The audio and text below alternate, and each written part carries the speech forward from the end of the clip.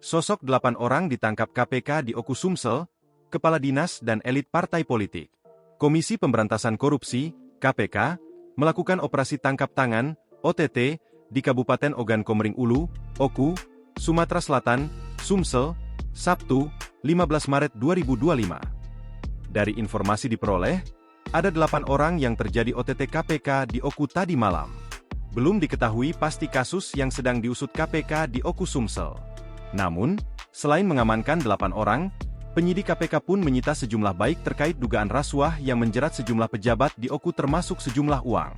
Saat ini, proses pemeriksaan awal terhadap pihak-pihak yang diamankan masih berjalan di Mapolres Oku. KPK mengungkap dalam OTT yang dilakukan di Oku Sumsel, pihaknya mengamankan 8 orang. KPK telah mengamankan 8 orang dari Kabupaten Oku, Sumsel, kata juru bicara KPK Tessa Mahardika Sugiarto kepada wartawan Sabtu sore.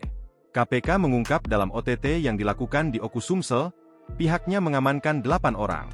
KPK telah mengamankan 8 orang dari Kabupaten Oku, Sumsel, kata juru bicara KPK Tessa Mahardika Sugiarto kepada wartawan Sabtu sore.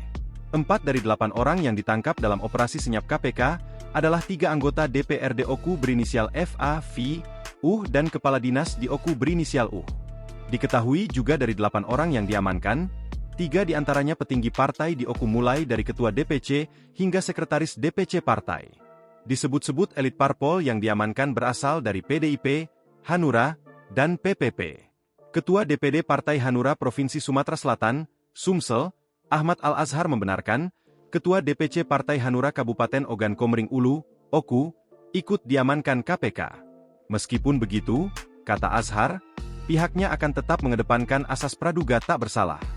Download Tribun X sekarang, menghadirkan lokal menjadi Indonesia.